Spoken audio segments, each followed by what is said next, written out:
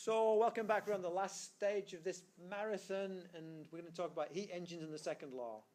We're going to talk about heat engines, which is like an automobile engine or a steam engine or something like that. We're going to talk about internal combustion engine as part of that. Heat pump, which is like a refrigerator or a AC system. And we're going to mention entropy.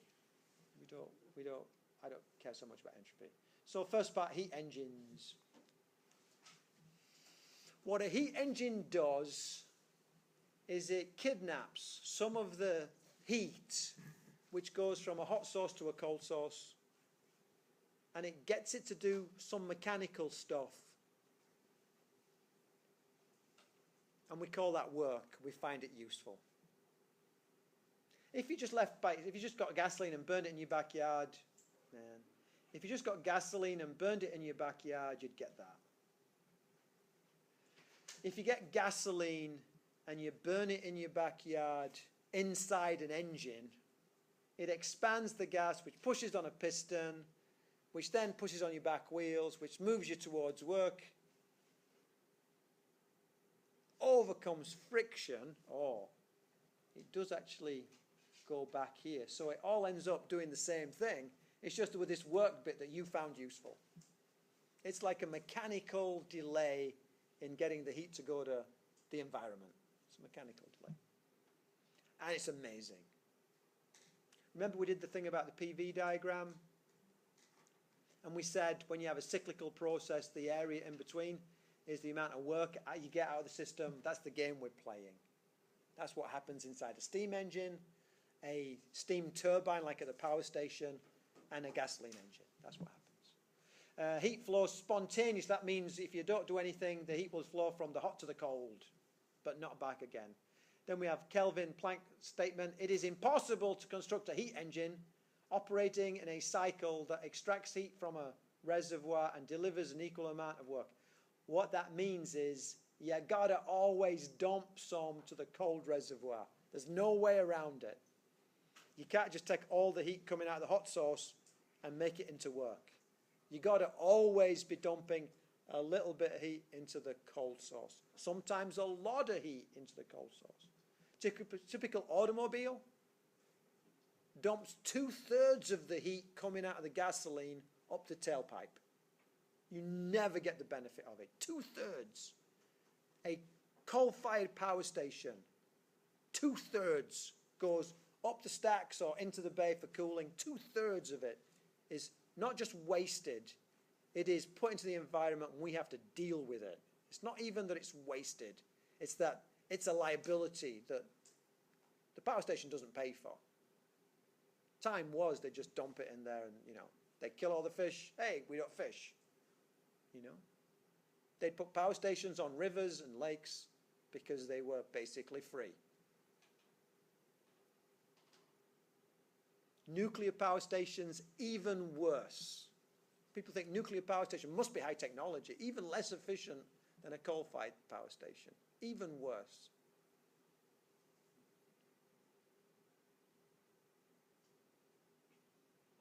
Incandescent light bulb. 97% of the energy in an incandescent light bulb is expended as heat.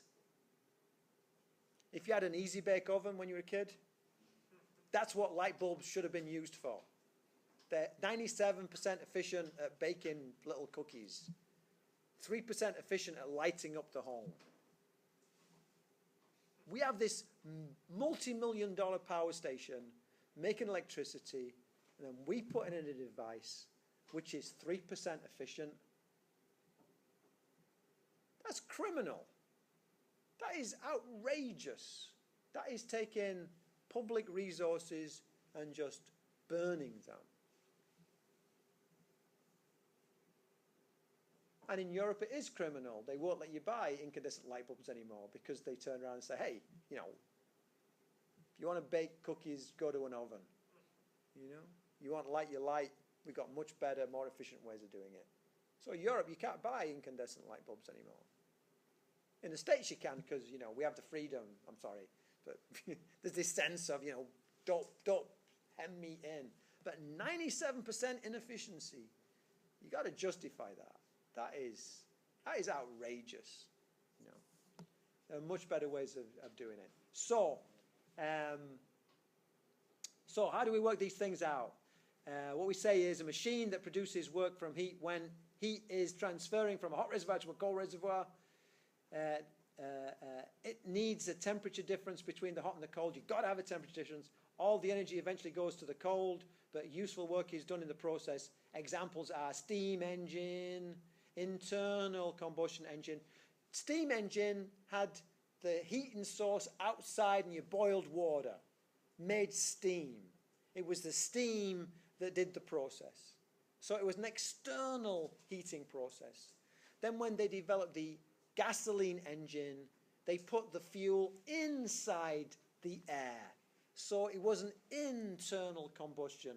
The combustion was inside the gas rather than being outside the gas, which it was in the steam engine. That's where the internal combustion engine comes from.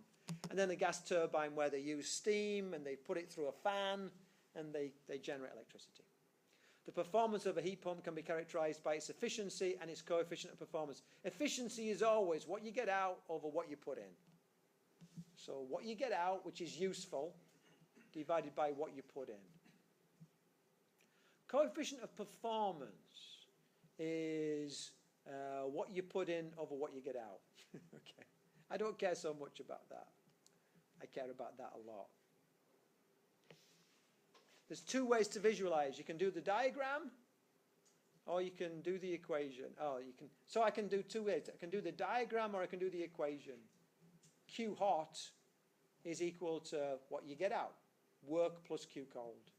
Or you can just draw the diagram. I was always trained just to draw the diagram, but you know, that drives some people crazy. Hot, cold, engine, work. A heat engine, 100 joules of heat is taken from the hot reservoir. So that little arrow going down is 100. 60 joules of heat is dumped into the cold reservoir. That little arrow there is 60. How much work is done? Oh, well, it just looks to me 100 goes to work equals 40 joules. I can just see it by adding those together. Alternatively, Q hot equals Q cold plus W. 100 is equal to 60 plus W. W equals 100 minus 60, which equals 40 joules. Either way, you know, either way, it works. Just arithmetic.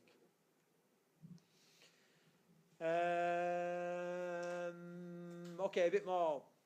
Heat engine, 14 joules. 14 joules is taken from the hot reservoir, and 8 joules of work is performed. 8 joules. So how much goes into the cold? Q hot equals Q cold plus W. 14 is equal to Q cold plus 8. So Q cold is equal to 14 minus 8, which equals 6 joules. Didn't write my Q. I'm rushing a little bit, so I'm being a bit slack on that. What's the efficiency of this? Efficiency is equal what you get out that you value over what you put in. Q hot. So this is going to be looking at this thing. It's 8 divided by 14, which equals a bit over 50%. 0.57, which is not 0.57%. This is 0.57 out of 1, which is 57 out of 100, which is 57%. So it's 57%. Don't make that mistake of saying it's whatever number I get percent. Percent doesn't mean efficiency. It means out of 100.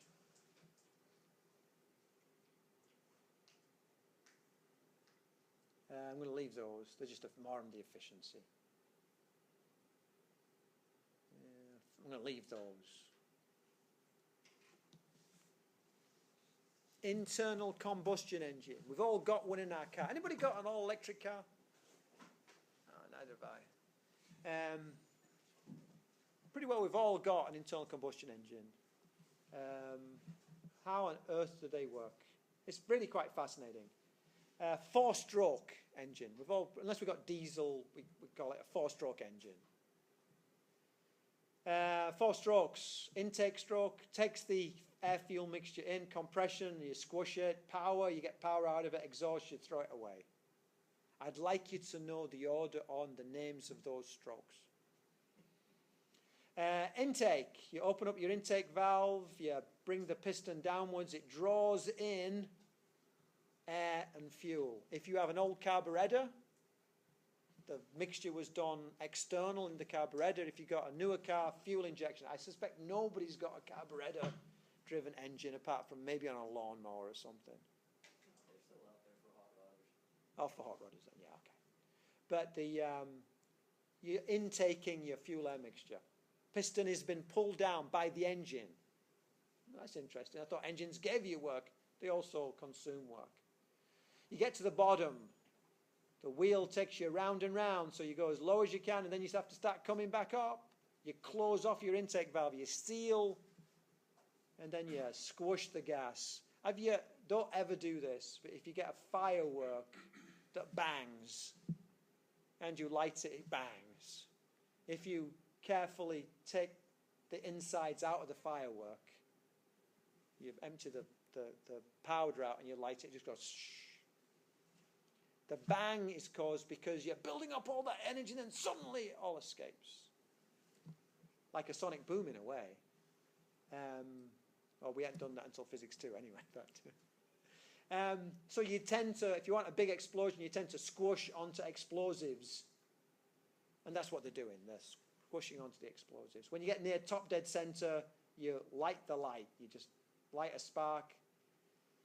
Immediately this thing starts heating up the gas and expanding, so you push the piston down. That's your power stroke. That's the only time you get energy out of the gasoline. You get to the bottom, you've done as much work as you can do, you throw out what's left. You open up the exhaust valve, the circular motion of the crank shaft basically pushes the piston back up and you're exhausted. So needs work, needs work, needs work, gives work. You only get energy 1 of the 4 times. Where does this energy come from? You have a flywheel on here which stores the energy by rotational circular motion, by rotational kinetic energy, and it pays. So a little bit of energy in the flywheel is used to cause the intake, cause the compression, and then cause the exhaust. It's helpful if you have not 1 big piston, but 4 little pistons. Because one of them can be on the intake, while one of them's on the exhaust, while one of them's on the compression, while one of them's on the power. So there's always one of them connected to your crankcase, to your crankshaft, that's giving power. The other 3 are taking it. So it kind of, and you can hear the difference. I remember when I'm old enough that I remember the old BSA bikes, motorbikes and stuff like that. They were single cylinder, and they had this like throaty kind of bump, bump, bump, bump, bump, bump, bump. Not as much as when I came to the States and I saw Harley Davidsons. I think the police in Britain had Harley Davidsons, but I don't know. But I'd never heard anything quite as throaty as an old American single piston motorbike. What was becoming popular when I was a kid was the Japanese, the Suzuki, little Honda motorbikes, and they would go zzz, zzz, zzz, like that. It sounded like really, but man, they would go. They wouldn't go as fast in the end, I don't think, and maybe they weren't as powerful, but man, they were nippy in their own way. I'd like you to know those strokes. I'd like you to know that in the intake stroke, the exhaust stroke, the intake valve is open. In the exhaust stroke, the exhaust valve is open, and everything else, the valves are closed. I'd like you to know when the piston's going up and when the piston's going down. I'd like you to know this diagram. What's going on? Forgive me, this should be there. You shouldn't have this gap, but I just drew it this way. I just thought it would work better. You open up your exhaust valve and you draw in atmospheric pressure air. So that is your intake stroke, A to B. it's an isobaric change because the pressure's constant. So I want you to link the stroke name, its location on this diagram with the type of change it is. So this is the intake stroke and it's isobaric. You seal off your cylinder, you close your intake valve and you squish it really quickly. When you compress something really quickly, what kind of change do you get? Isothermal, adiabatic, isobaric, isovolumetric. What changes it? Squish it really quickly. Adiabatic. So this is the adiabatic change, and this is your compression. When you light that spark plug, the first thing you do is you send the temperature through the roof. There's no time for that piston to descend. You send the temperature through the roof, and then the piston descends. So this double combination is the power stroke. It's not just one bit, it's power stroke. It is a mixture of an isovolumetric and an adiabatic expansion. And then when you get to the bottom of your piston, you basically open up your exhaust valve and you let out hot gas. That's why if you ever stand behind the exhaust pipe of an engine, it's hot. You let out hot gas. And so that is basically a reduction in pressure because it's high pressure, hot gas, and then a change in volume. So that is the exhaust. I'd like you to be able to tell me A to B is intake, B to C is compression, C to D to E is power, E to B to A is exhaust. The work done is the area under enclosed. Agreed? If I just had a slightly longer piston, I could have had more area. Surely more efficiency. Turns out that it would be more efficient, but the problem is that it's, as I understand it, the rate at which energy is given up decreases. It's like your piston slows down, so you got less work being given up. And so what happens is you run into a conflict between power and efficiency. Yeah, you can make the efficiency more, but your power's not as great because you're using the tail end of the cycle, which is not so powerful. So what we do is we take a lot of energy per second out in this bit, and as it gets less and less powerful, less and less energy per second, we kind of throw it away. Trying to expand to get that gas down to room temperature is just not worth it. Throw it away. Take some more fuel in. So we tend to be very efficient. We fight efficiency with power. We want both. I want an efficient engine because I'm a steward of the environment. I want a powerful engine so that I can accelerate away from danger on the road. That's how we all justify it. I want to be able to accelerate away from that idiot that's beside me. That's power. So you want a powerful engine. You want basically, a hot rod. That's what you want. But you want efficiency the rest of the time. And you can't really have the two of them unless you're really clever. Now, it's amazing what they've done with cars. When I first got my first car, I was getting, I don't know, probably 9 miles to the gallon, something like that. And it wasn't a hot rod. And I was getting like 9 miles an hour, and I would not turn my engine off until I got to my destination. Because I was never sure if it was going to turn back on again. I mean, I was maintaining that vehicle I was tuning that engine up. I was doing the points. I was messing with the carburetor and doing the points, I think, some things every month, some things every 3 months. To maintain it. They talk about maintenance. Maintenance was maintenance. And if you didn't do the maintenance, then your car would stop working. So the idea of having a hybrid that turns itself off during the journey just struck me as being bizarre. You would never do that, and yet they work very reliably. I remember coming to the States. In Britain, I looked at my car engine, and it was just like my high school textbook. I could see, oh, there's the alternator, there's the carburetor, there's the cylinder block. I've got an exhaust manifold here, I've got a battery here. You know, can't think of anything else, but that's about it. And there was big gaps between. I could see the road. If you dropped a tool, it fell out the bottom, and you picked it up, and you just kept on working. It was great. And I came to the States. That was a Triumph 1300. And I came to the States in 1981, and I bought a Toyota Corolla. It was an old Corolla, but it was a Toyota Corolla. And remember, I lifted up the hood, and it was full. It's like, what's this? There's like plastic everywhere. It's just full. It was like a kid's car. You know, you open up on those hot cars, you open it up, and rather than doing the individual bits, they just do this like little die-cast top. So they fill up the space, and there's no space inside there. It's just all silver and black. My engine was just silver and black. It was like, what the heck? And I realized, oh, this is all vacuum hoses. This is feedback. This is control. They're reading the pressure here, and they're doing something there, and you know. And I closed my hood and never maintained my car again. Never did it. I've never done a thing since then.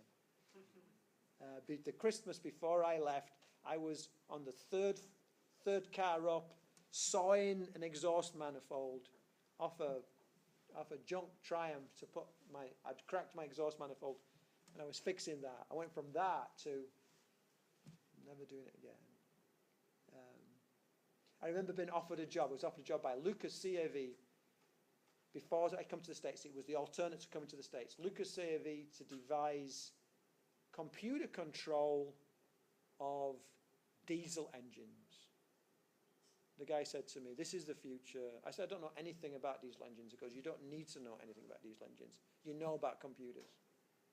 He said, I want you because you're a physicist. He said, I can get anybody to fix the engine. This place is full of mechanics. You're going to be useless to me for 2 years because you're going to learn all that.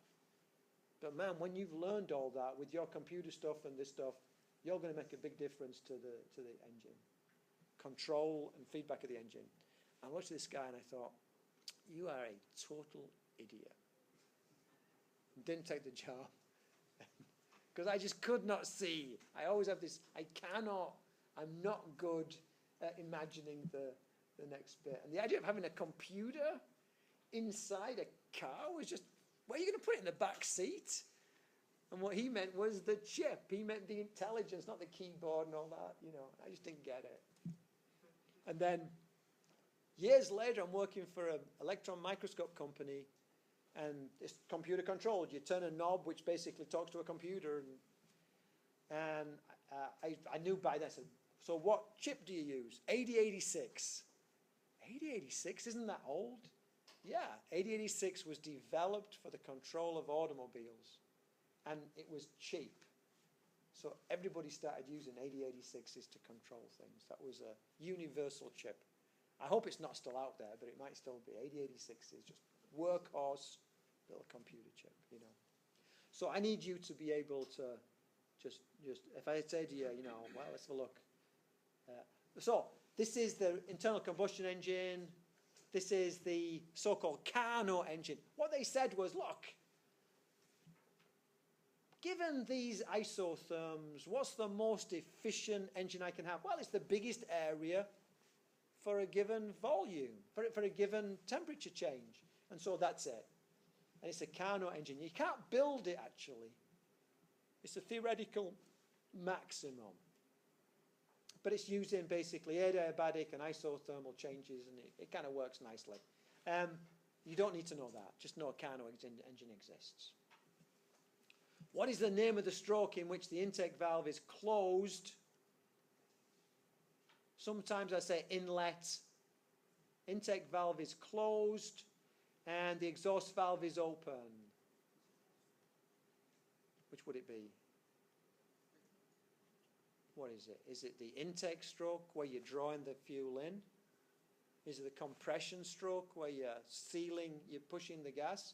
power stroke, or is it the exhaust stroke? What would it be? Exhaust. Exhaust, yeah. What is the name for the stroke in which the intake valve is closed, the exhaust valve is closed, and the piston is moving downwards? Power. It's either compression or power. Piston moves up on compression, down on power. Just simple stuff like that. Carnot engine operates reservoir. Don't care about that. Carnot engine, don't care about that. Part 3. Heat pump. Refrigerator, AC. We had this diagram before. It was T versus Q. Remember that from back in the day? Like last class? And remember how I said that these plados are much wider than... It takes a lot more energy to go from water that's boiling to steam. They're huge. It's a huge amount of energy. So if you want to store energy, don't heat up water and cool it down. Change boiling water into steam and back again. That's where you store most energy, going from boiling water, 100 degrees C water to 100 degrees C steam. You store an amazing amount of energy. Okay, how do we do that? We do that by causing vaporization. How do I cause vaporization? Mechanically. Really helps. So this is the real magic. If you lick a finger and don't lick a finger and blow, the wet finger feels colder. The wet finger feels colder. Same air, same room, same body temperature. The wet finger feels colder. What's happening is, mechanically, I'm blowing away the spit vapor that's around my finger. Liquids like to maintain a constant vapor pressure above them. As I blow the spit away, it says, oh, the spit's gone, let's put more spit up. How do I put more spit up? I take thermal energy and give it to that spit molecule and send it into space. So I'm taking thermal energy to pay for an effect which is stimulated by mechanical. If I didn't blow the spit away, it would say I'm happy, and I would not use thermal energy to cause more spit vapor. But because I blow the spit away, so if I can somehow cause vaporization mechanically, it's paid for thermodynamically. So what I do is I take a tube and I put a constriction so that I can have two pressures. I narrow the little tube and I put a pump. And so I pump on one side, so this is low pressure, and I pump on the other side, making it high pressure. Now, if I put water or a liquid into a low pressure environment, it will vaporize. So I'm causing vaporization here. If I put a vapor into a high pressure, it will liquefy. So I'm causing liquefaction there. How do you pay for this vaporization? It takes thermal energy from its environment.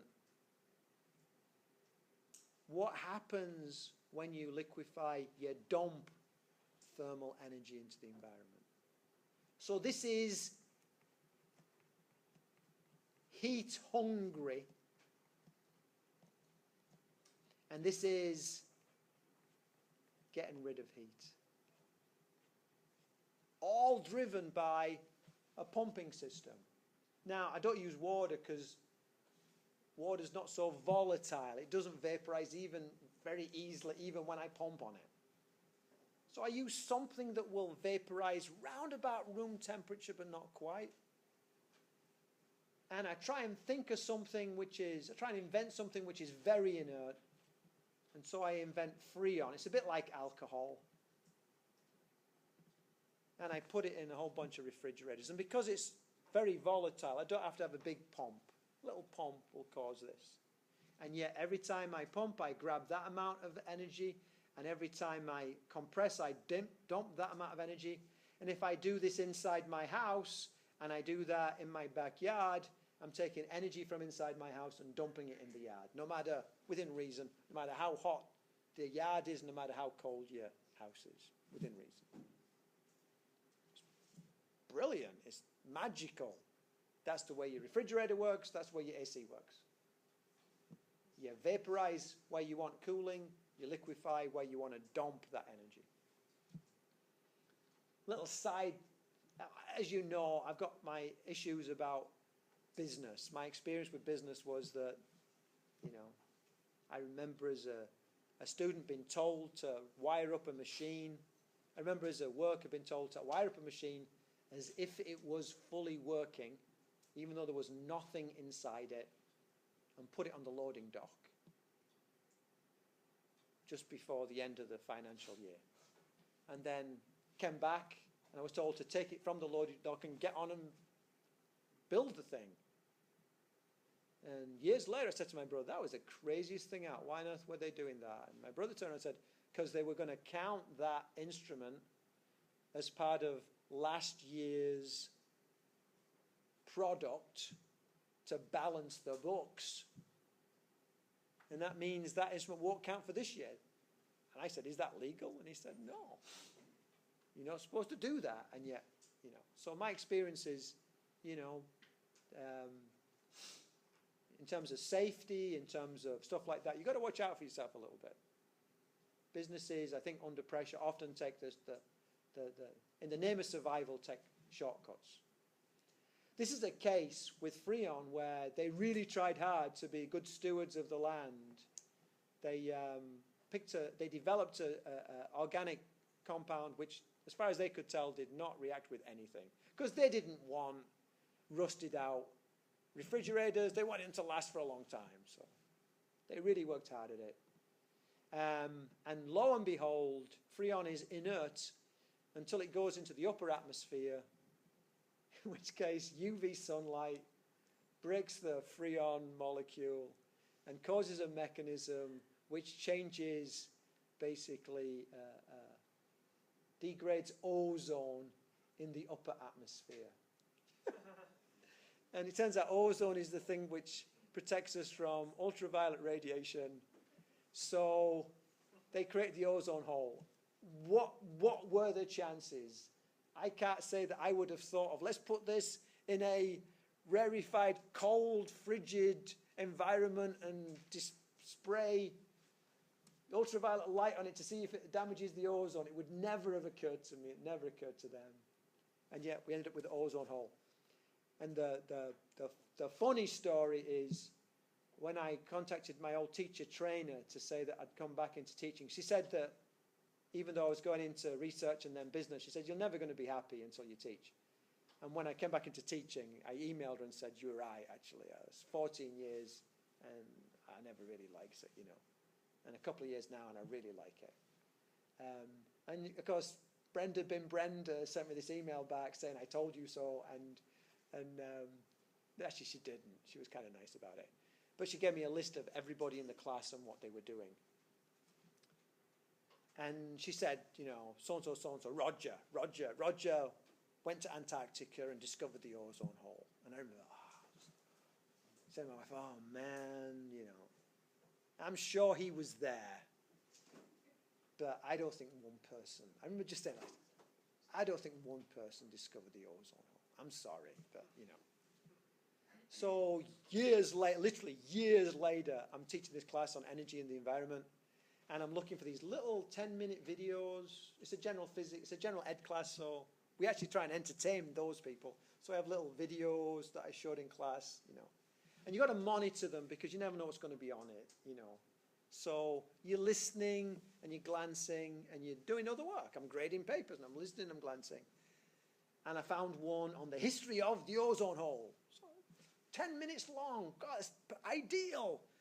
So theme music. And then the guy starts speaking. And it's Roger. I heard his voice, and it was the guy I was at school with. He was the nerdy guy who took the pictures of the NASA, of the space, the moon shots using a camera on his TV set because you couldn't get pictures very easily then. And he took it as a hobby, and he wanted to go to Antarctica because he wanted to be in the British Antarctic Survey, and he went. I'm sure I had no doubt he went. But it turned out he was put in charge of the spectrometer, which had been used for 40 years before him to measure the ozone layer. And he was on duty when the ozone dip occurred. And he was the one who wrote the papers and wrote the cry. And he was the one who was kind of involved in doing... So it turned out they realized it was Freon. Freon was everywhere. I mean, every household in the developed world had Freon in the refrigerator. If you had AC systems, you had Freon. If you had a car with AC, you had Freon. If you were in a factory that had any kind of cooling, you had Freon. Freon, it was used basically as solvents. It was all over. And they were never going to get rid of it. And America said, we are going to unilaterally ban the use of Freon.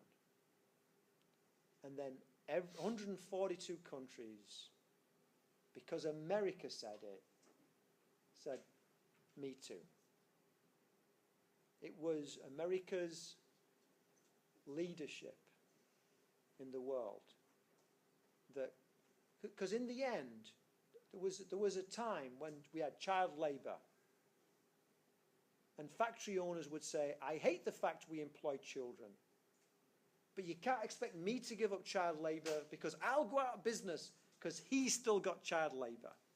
And he was saying, I hate the fact we employ children, but you can't expect me to get rid of child labor because he has child labor. And so often economics is competition economics. And it takes everybody to change things unless there's a big player in the field. And America was that big player. America said, we are going to ban it. And every other country said, thank heavens, we'll do it too. But it took America to say they were going to ban it.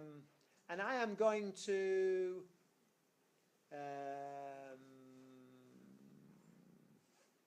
So what happens on this, let me just show you this. I know we've got 2 minutes over, but just forgive me on that. So basically what happens here is our diagram is reversed.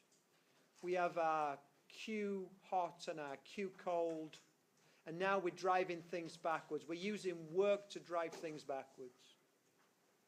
So I can say a heat pump takes in 40 joules of heat from the coal reservoir. So there's 34 joules. And it dumps 54 joules of heat at the hot reservoir, 54. And show that it requires that amount of work. Well, we're going to say Q hot is still equal to Q cold plus W. So we're going to say 54 equals 34 plus W. W equals 20. It's the same thing. Don't worry about the coefficient of performance.